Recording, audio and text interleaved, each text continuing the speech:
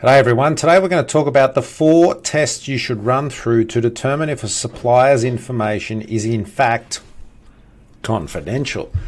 G'day everyone, Simon Zarifa here from Shrewd. We provide commercial support to the Commonwealth to help the Commonwealth deliver successfully value for money projects. So, in a tender document, often you will ask a potential tenderer to nominate in their response what information of theirs they believe to be confidential. Well, this little video is to give you some ideas as to the 4 things you should consider to determine if in fact that party's information they have provided is truly confidential or not. So let's go to number 1.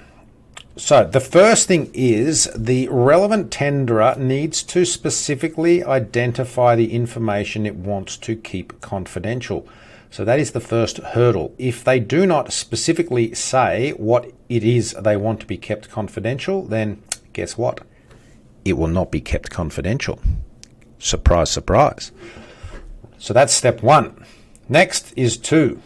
The information itself must be commercially sensitive. Now, you need to give this one a little bit of thought because commercially sensitive will not just cover, well, I don't believe, things like rates, because the rates of one party compared to the rates of another, like in this marketplace, just about everyone knows each other's rates. You could obviously make a case as a tenderer, or a tenderer could make a case that its rates are commercially sensitive.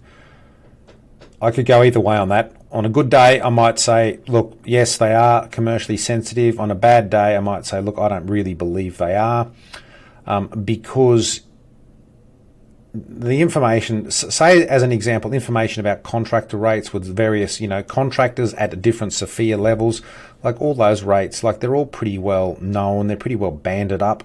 So if a, potential supplier said, look, these rates are commercially sensitive, I'd be like, well, I'm not sure they are. Now, if it was, say, the rate to do something bespoke, like, like a certain integration or some sort of IT solution or development, because that work is a bit more unique, distinct and bespoke, then there is more of a case to be made that that information is in fact, or would in fact be commercially sensitive, and therefore should be covered by the obligations of confidence in the relevant documents. Okay, that was a bit long-winded, wasn't it? Number 3, this is the next thing you should look at when determining if a supplier's information should in fact be kept confidential. Would disclosure of that information cause unreasonable detriment to the person that owns the information or to another party? So, if one party's rates information got out and were known in the market, would that do unreasonable harm, or would it cause unreasonable detriment to them? I don't think so.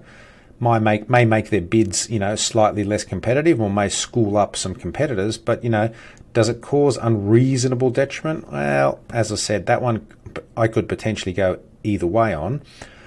But this is the point, is that you actually need to analyse and think about what would happen if that information that they are claiming confidence over was released. Would it cause, or is it sufficiently important that the disclosure of that information would cause some sort of unreasonable detriment? That's not an easy one to work out, but that's what you have to think about.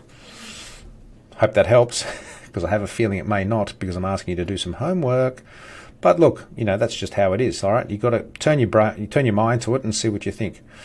Righto, the next criteria you should think about when determining if information should in fact be confidential is this. Was the information provided on the understanding that it would remain confidential? Now, if a supplier lodges their response and they nominate that certain information is confidential, then obviously they are passing that hurdle, because they are, telling you that the information they provided they believe is confidential. You can then query that and with the relevant, respondent or tenderer, and say, look, you've nominated certain things as being confidential. We actually don't believe they are. And why this is relevant is because the Commonwealth, through AusTender, is meant to report on what information is confidential or not. And so if information is found not to be confidential, then obviously it does not need to be reported on, which makes obligations for the Commonwealth less onerous than they may be otherwise.